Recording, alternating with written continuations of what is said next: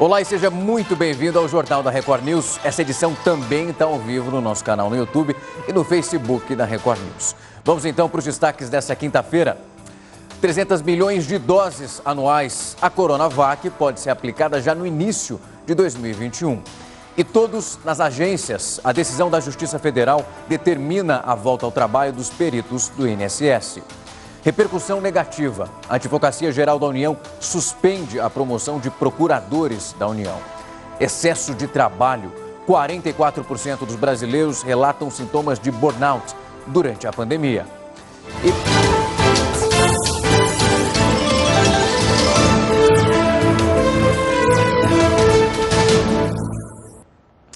O prefeito do Rio de Janeiro, Marcelo Crivella, vai recorrer da decisão do Tribunal Eleitoral Regional, isso que acabou tornando ele inelegível.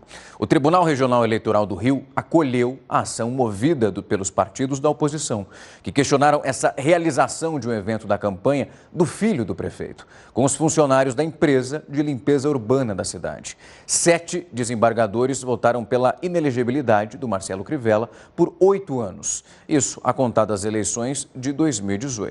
A defesa de Crivella também vai pedir agora anulação dessa votação no TRE. Isso porque um dos desembargadores presentes nessa sessão foi Gustavo Alves Pinto Teixeira, que é advogado da Lanza, a concessionária que administra a linha amarela no Rio de Janeiro.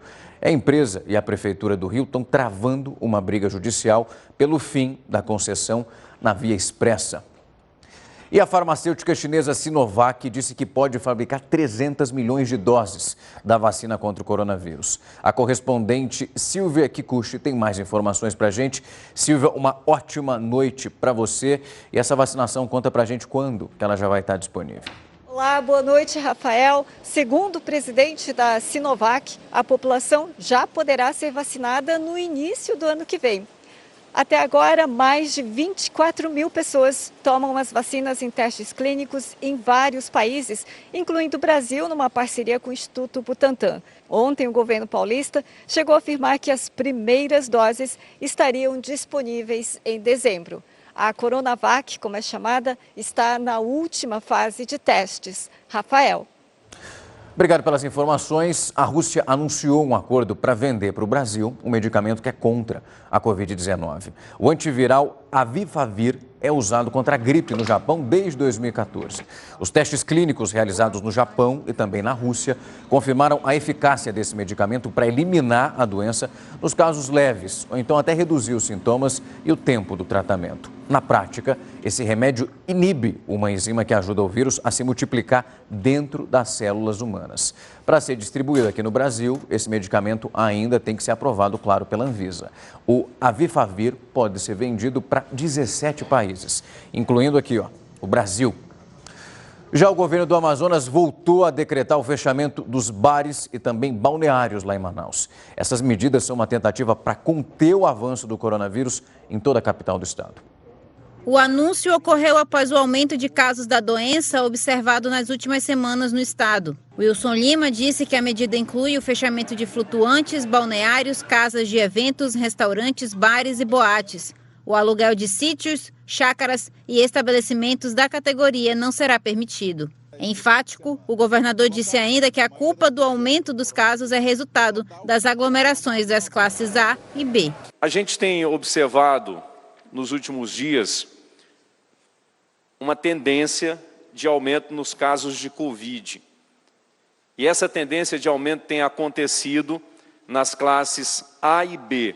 Só no último fim de semana, agora, nós fechamos 2 estabelecimentos que reuniam algo em torno de 7 mil pessoas. Em relação aos restaurantes, só serão permitidos os que tiverem a classificação nacional de atividades econômicas, de lanchonete. E o horário de lojas de conveniência e restaurantes foi reduzido para até as 22 horas. Sobre as aulas do ensino fundamental, o governador afirmou que o retorno ocorrerá na próxima quarta-feira, de forma híbrida, com aulas presenciais 2 vezes na semana e online. Não é o retorno às aulas ou à atividade letiva ou às escolas que estão promovendo essa tendência de aumento do Covid na capital. Nós estamos tomando hoje medidas restritivas e de fechamento de alguns segmentos para priorizar o que é prioridade, o que é importante. Eu não vou deixar balada aberta e escola fechada. Não tem lógica, e só para você lembrar, se lembra lá no começo da pandemia, os cemitérios lotados, 5 pessoas sendo enterradas no mesmo lugar e parece que vai passando o tempo, a população vai esquecendo. Mais de 411 bilhões de reais já foram gastos pelo governo federal para combater essa pandemia. Mais de 83% dessa despesa foi com o auxílio emergencial. A isenção da tarifa social na conta de luz e também o auxílio para os estados e municípios também consumiu uma boa parte desse orçamento, criado aquele que a gente falou bastante aqui, conhecido como orçamento de guerra. Uma nova decisão da Justiça Federal determinou já a volta ao trabalho dos peritos do INSS, essa novela também. A repórter Lívia Veiga está em Brasília e tem mais informações para a gente. Uma ótima noite para você, Lívia. Quais são as informações? Olá, boa noite. A decisão do Tribunal Regional Federal da primeira instância aqui em Brasília atendeu a um recurso da Advocacia Geral da União e derrubou liminar anterior de primeira instância que tinha decidido que os médicos peritos do INSS não precisavam voltar ao trabalho presencial. Com isso, agora os profissionais lotados em agências que foram vistoriadas e consideradas seguras devem voltar ao trabalho. Os que não comparecerem poderão ter os dias descontados. A Associação Nacional dos Médicos Peritos alega que as agências do INSS ainda não garantem segurança contra a disseminação do coronavírus. Na decisão, o desembargador Francisco Betti citou que a perícia médica é classificada como serviço público essencial. O INSS informou que 477 dos 762 peritos já voltaram ao trabalho e que hoje foram realizadas mais de 4.100 perícias em todo o Brasil. De Brasília, Lívia Veiga. Obrigado pelas informações, Lívia. Um levantamento mostrou que durante a pandemia, 44% dos brasileiros relataram sintomas de burnout, que é aquela síndrome causada pelo excesso de trabalho. Dá só uma olhada na reportagem. Uma pesquisa encomendada pela Microsoft apontou que o esgotamento profissional cresceu nos últimos meses. Isso em meio aos desafios da pandemia. A empresa ouviu mais de 6 mil trabalhadores de 8 países, incluindo o Brasil. E 30% deles relatam sintomas da síndrome de burnout, que é um distúrbio psíquico precedido pelo esgotamento físico e também mental. A causa está diretamente ligada à vida profissional. A sensação é sempre de frustração, de não conseguir fazer o que precisava, de achar que não é bom o suficiente, de que não tem o rendimento que deveria.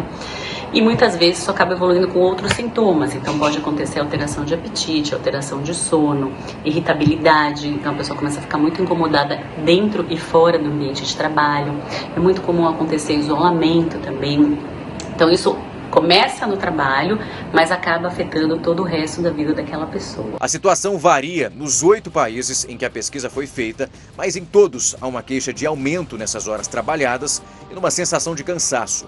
No Brasil, o número de profissionais relatando o esgotamento foi o mais alto de todos. 44% dos entrevistados se queixaram desse aumento da demanda e de altos níveis de estresse. Ainda de acordo com a pesquisa, o fator mais estressante para os trabalhadores brasileiros foi a impossibilidade de se distanciar e também a preocupação de contrair o coronavírus durante o trabalho. É um motivo que foi citado por 32% das pessoas que responderam à pesquisa. Outro motivo destacado nesse estudo foi o sentimento de isolamento e o distanciamento dos colegas de trabalho e da equipe. A síndrome de burnout, se não for tratada, ela pode levar à depressão. Especialistas alertam que, ao sentir os primeiros sinais desse distúrbio, é importante procurar ajuda profissional. Muitas vezes a gente precisa de ajuda de um profissional de saúde mental, então do psiquiatra, do psicólogo. Muitas vezes a gente precisa acabar medicando esses pacientes porque tem sintomas muito intensos, então é importante isso. E poder pensar um pouco, né, essa relação de trabalho, por que isso está tão intenso, por que essa pessoa se sente tão frustrada e cansada em relação a isso. E todos os anos, quase 2 milhões de pessoas morrem de doenças cardíacas que são induzidas pelo tabaco. E os problemas estão acontecendo com as pessoas cada vez mais jovens. Os dados revelam que atualmente 1.900.000 pessoas morrem de doenças ocasionadas pelo consumo do tabaco. Além dos problemas com o pulmão, muitos fumantes são acometidos por ataque cardíaco e também comprometimento da saúde cardiovascular. Os fumantes costumam apresentar esses problemas cada vez mais cedo.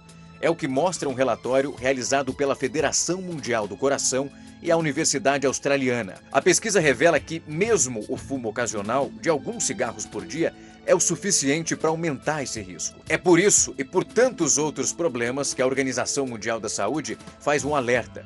Para conter esses números, é necessário que as pessoas deixem de fumar. Se isso acontecer, o resultado seria rápido.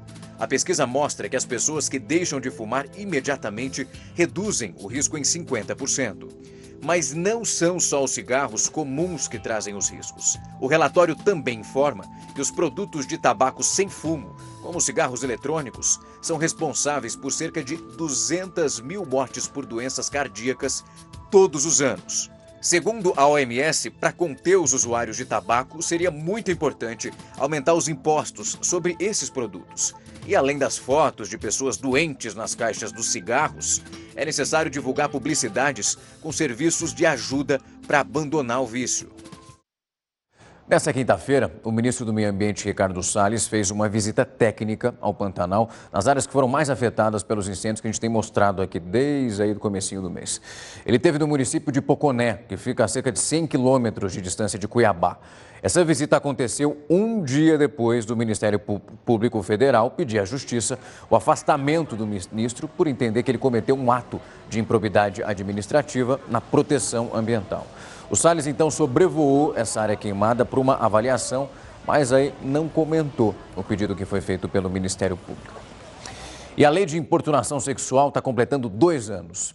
Você sabe, de fato, o que caracteriza esse crime? Qual que é a diferença entre assédio e uma importunação?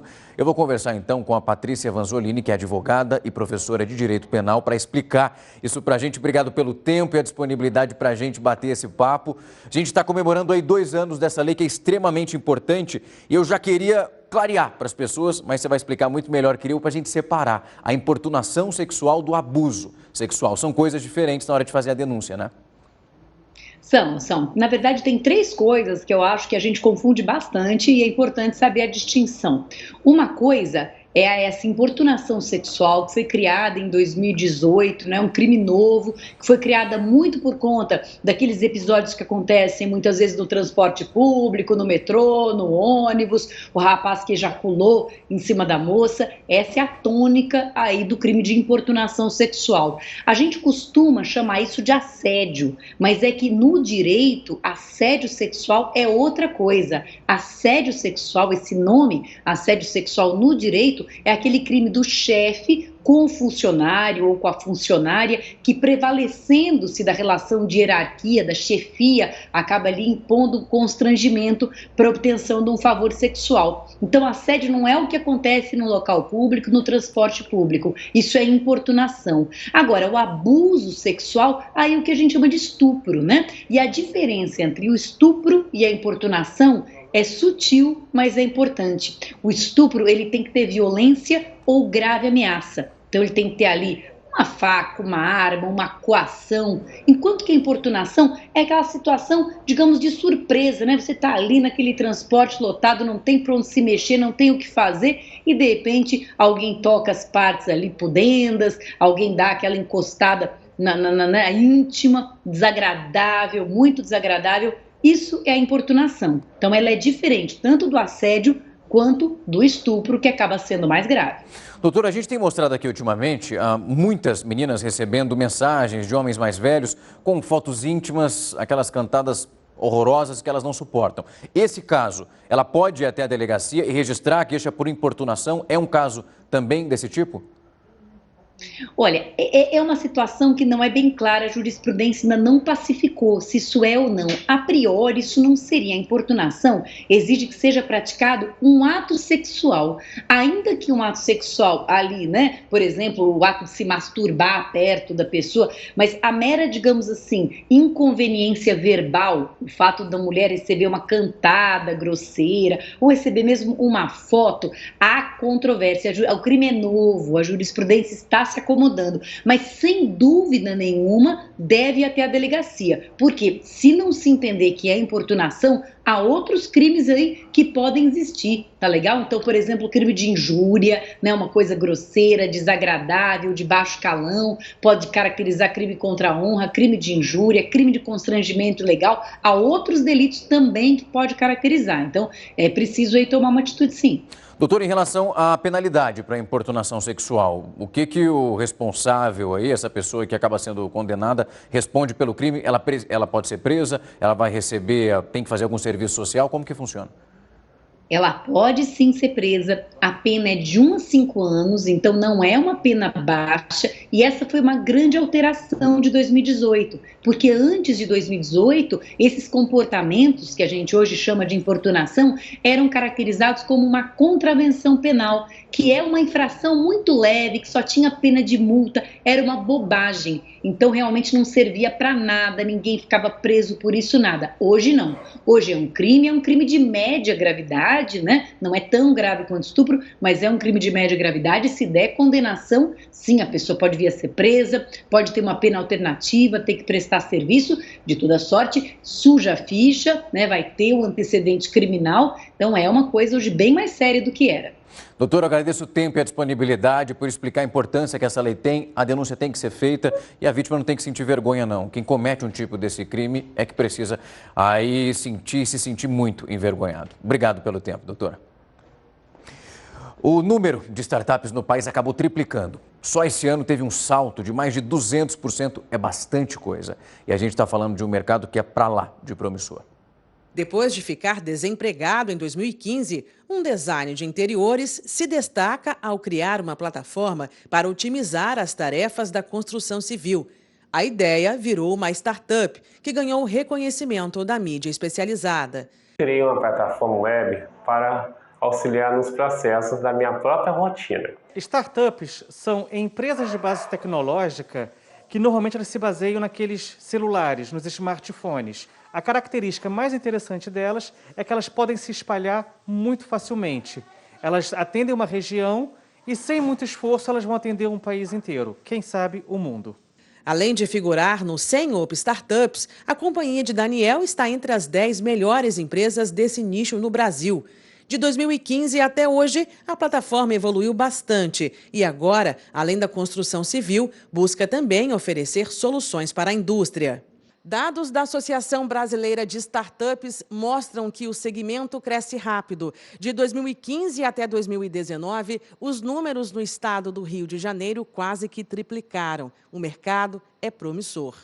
Em razão da pandemia do novo coronavírus, os empreendedores encaram novos desafios. Daniel enfrentou as dificuldades e buscou outras atividades para conciliar os trabalhos. A pandemia afetou os negócios da construção civil, sim.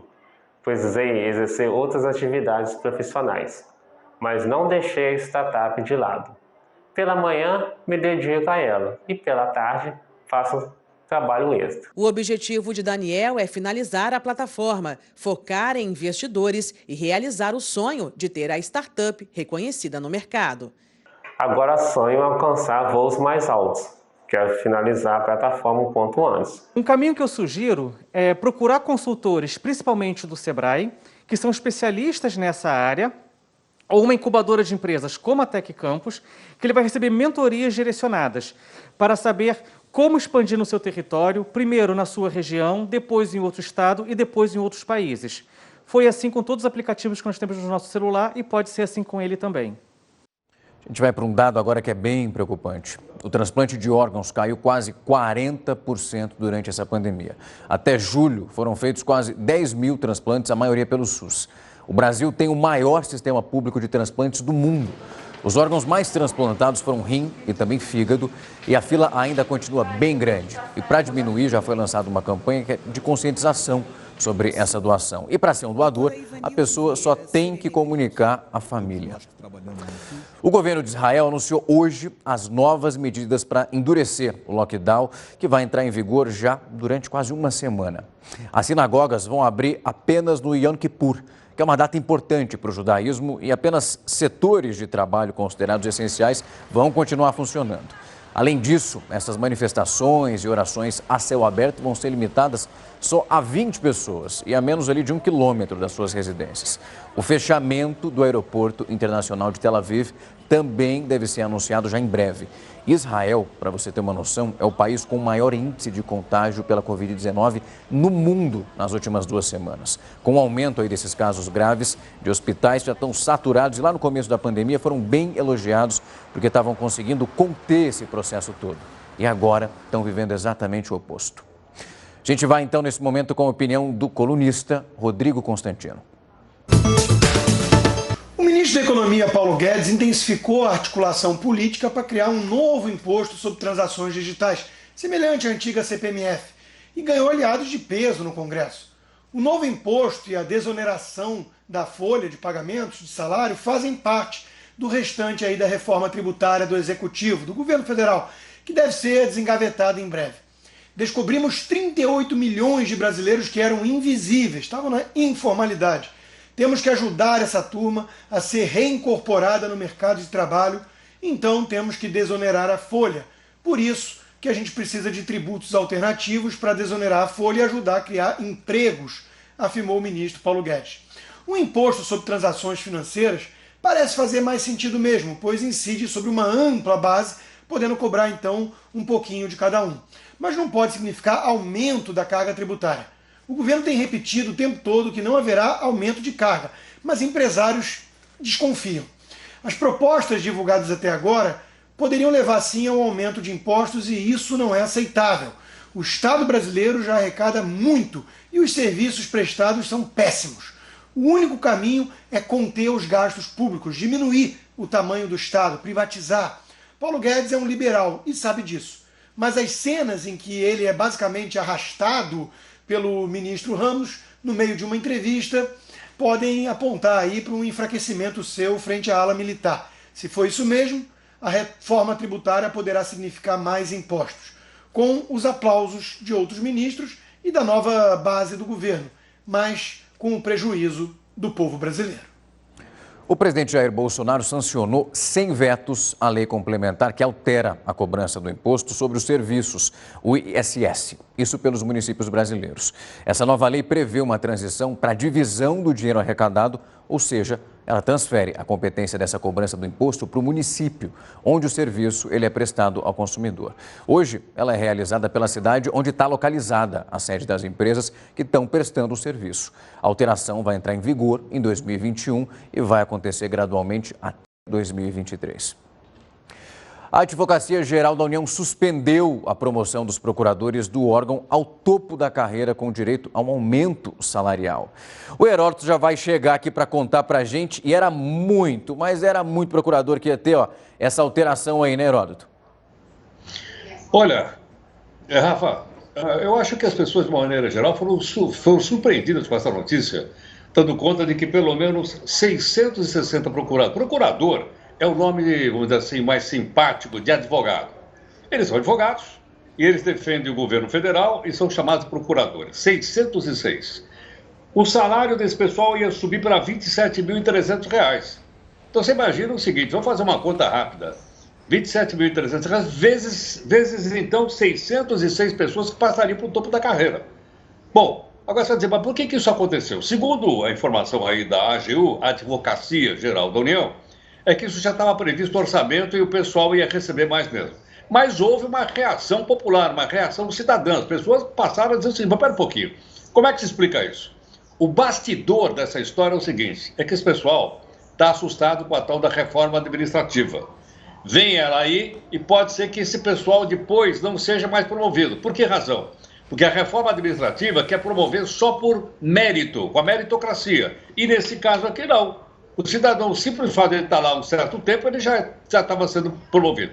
Bom, voltou atrás, não ficou isso muito bem, obviamente, para a AGU, para a Advocacia Geral da União, mas, de qualquer forma, é uma vitória da cidadania.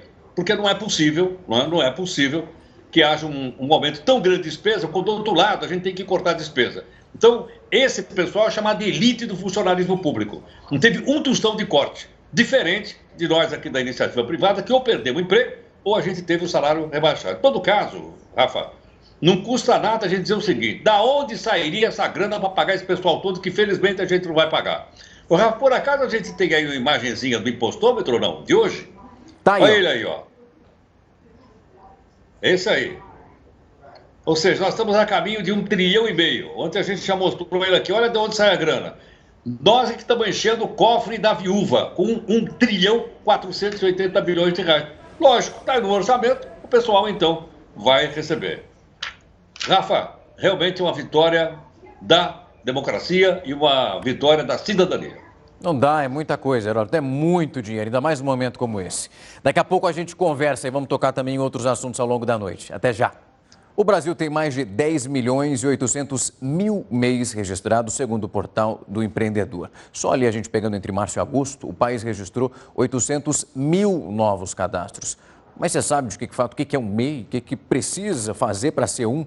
Eu vou conversar agora, bater um papo com o Alexandre de Carvalho, que é contador e também fundador do aplicativo EasyMEI, que aceitou bater um papo aqui com a gente. Alexandre, obrigado pelo tempo e a disponibilidade. Vamos começar com essa aula pelo começo, então. Vamos explicar para quem está em casa como que configura um MEI, o que é um MEI. Olá, Rafael. Boa noite. Obrigado pela oportunidade.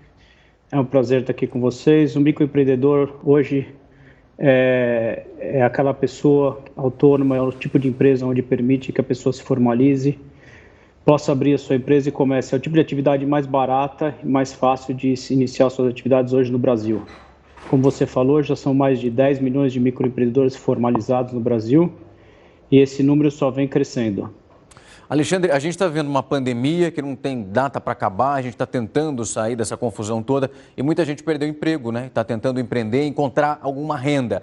Essa pessoa se encaixa, tem aí as características para se tornar um MEI, abrindo uma pequena empresa?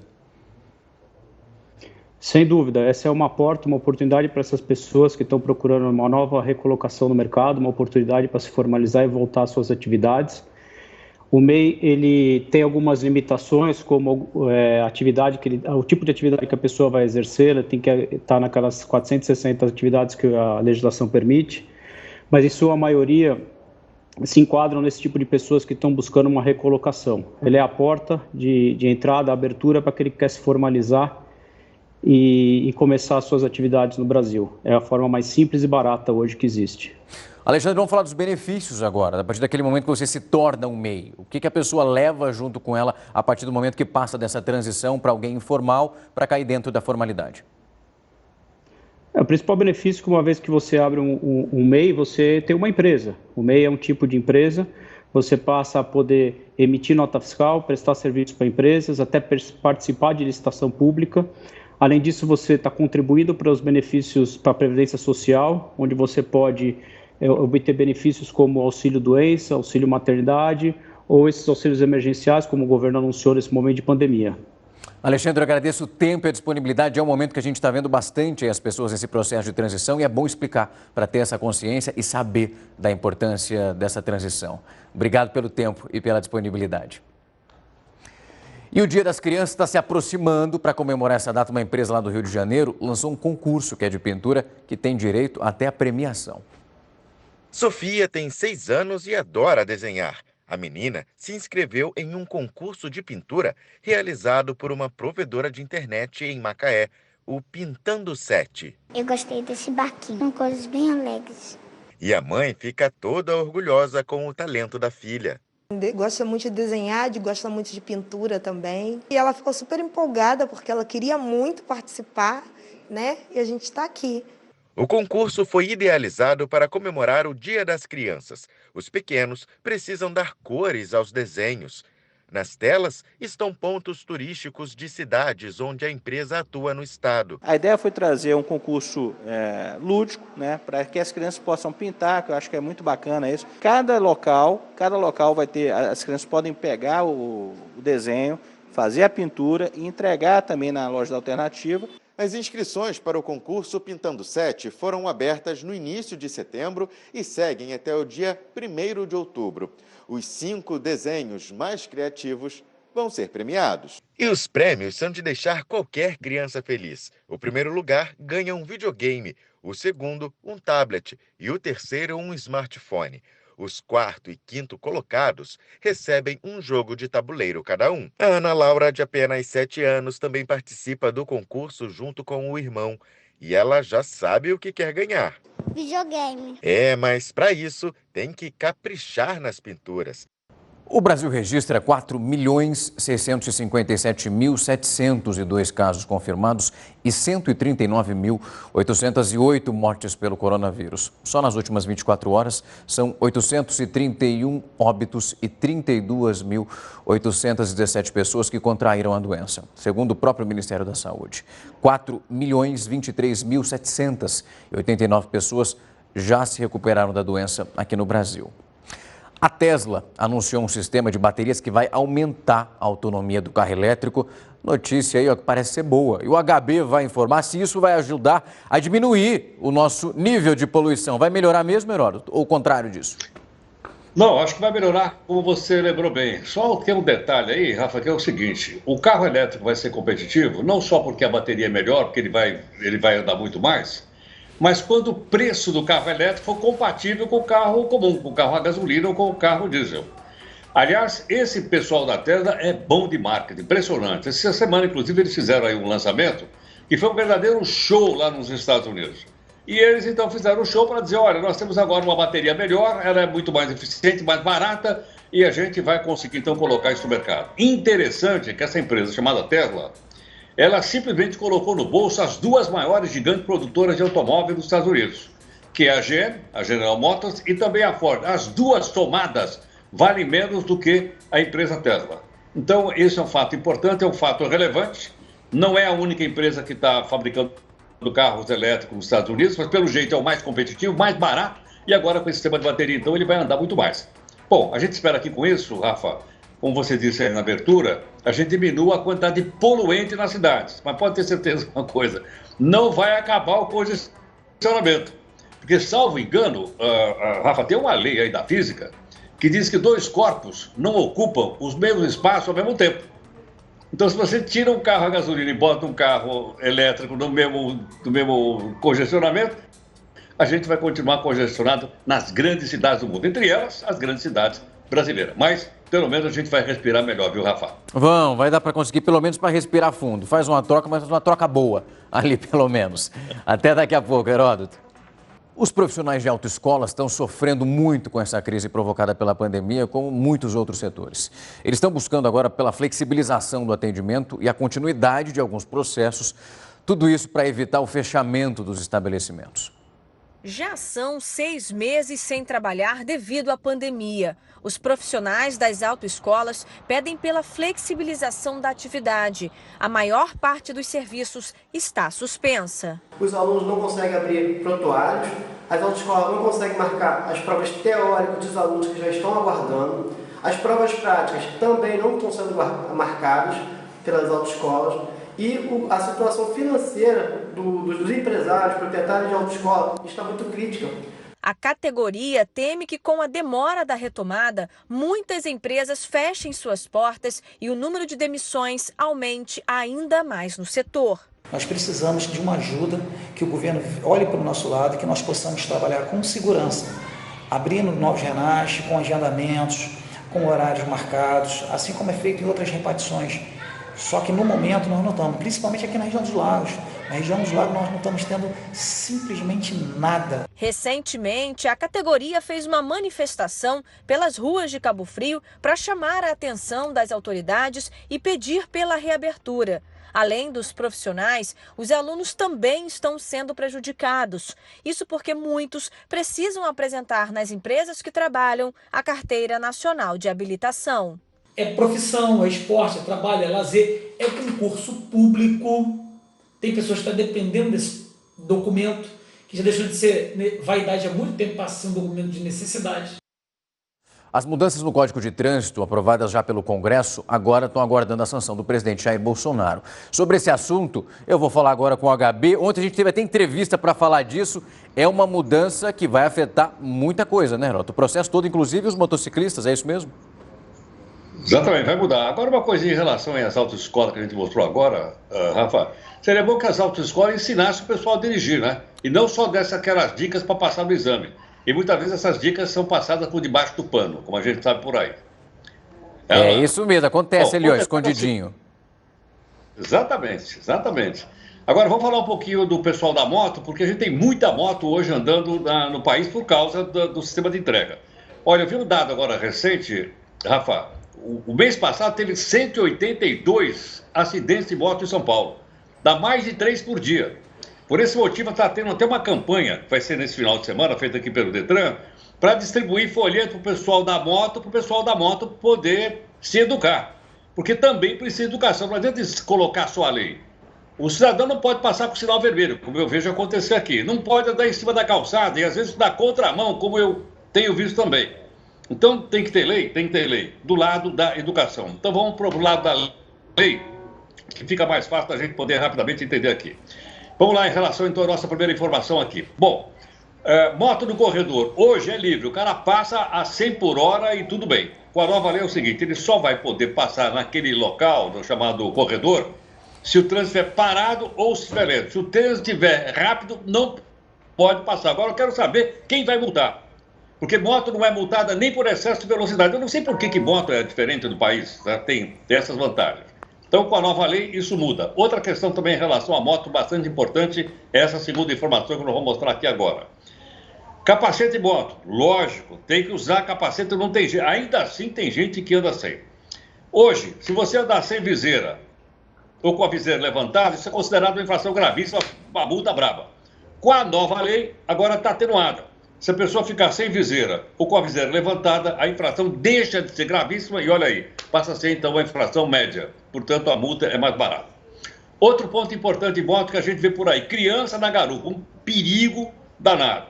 Hoje, só pode colocar a criança na garupa se ela tiver mais de 7 anos de idade. Com a nova lei, que você disse inclusive foi aprovada no Congresso, o presidente deverá sancionar, só maiores de 10 anos poderão então andar na garupa de moto. E para concluir, vamos lembrar mais uma vez o seguinte, agora a Carteira Nacional de Habilitação, foi citada agora há pouquinho, ela tem um novo prazo. E o prazo qual é que é? Olha lá, hoje vale 5 anos até 65 anos de idade, 3 anos mais de 65. Isso vai acabar. Nova lei que entra em vigor agora. Vai valer por 10 anos para quem tem até 50 anos de idade, para dirigir. 5 anos a validade da carteira para quem tem entre 50 e 70 anos de idade. E para quem tem mais de 70 anos de idade, como eu, por exemplo, vai valer por apenas 3 anos. Por isso, Rafa, eu acho que eu vou ter que tirar a carta da minha lambreta. Além de Kombi, eu tenho uma lambreta. Você sabe o que é uma lambreta ou não? Claro que sei, já andei de lambreta, inclusive. Sei, já andei. Vamos ver, vou sair com ela por aí. É bom, vai dar uma economizada, mas agora vai ter que seguir as leis certinhas. Olha, ó, são novas, mas tem que ser seguidas. Amanhã a gente conversa mais, Heródoto. Tchau, tchau, uma ótima noite para você.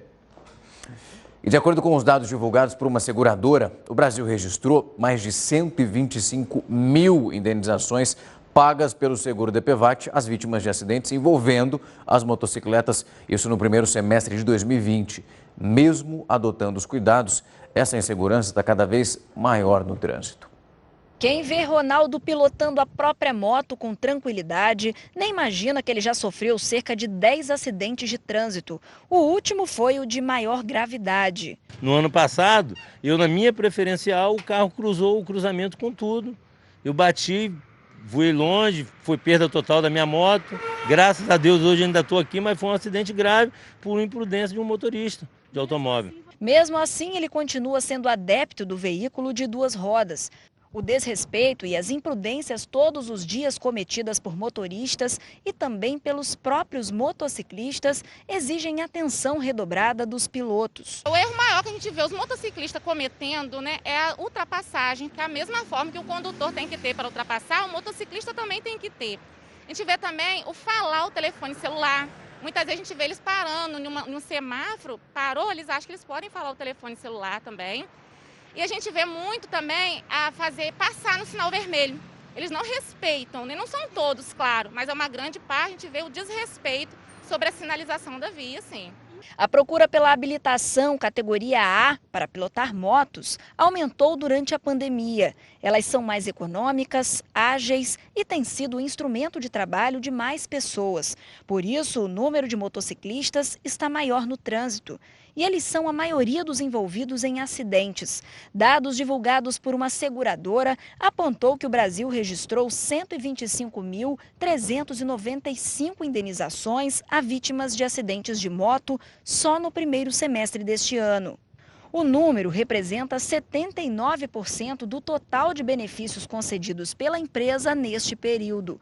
O veículo de 2 rodas também foi responsável pela maior parte das mortes indenizadas. 8.128 famílias receberam o pagamento em todo o país. São acidentes de alta energia, acidentes que causam amputações, fraturas expostas, traumatismo de crânio e, infelizmente, muitas vezes levam à morte. E quando não leva a essas lesões, pode causar sequelas irreparáveis, permanentes, que levam o paciente a ficar sequelado o resto da vida.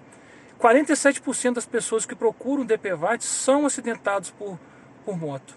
Mesmo com o alto índice de acidentes, um grande número de pessoas opta pelo veículo no dia a dia. Os apaixonados por motocicletas, em muitos casos, formam motoclubes e se confraternizam, planejam viagens, mas garantem que as leis de trânsito sejam respeitadas pelos membros. Nós temos o grupo formal. Nosso grupo tem CNPJ, tem estatuto, tem ata e tem regras e questões de ética também. Então nós temos rigoroso código de ética, onde qualquer um dos nossos motociclistas, eles acabam infringindo algum tipo de lei, cada um grupo que sabendo, ele é chamado e recebe uma advertência formal do grupo inteiro. Lembra sempre o respeito. Você não é condutor o tempo todo. Quando deixa ser condutor, você vira também pedestre, não é verdade? O Jornal da Record News vai ficando por aqui. Uma ótima noite para você e até amanhã.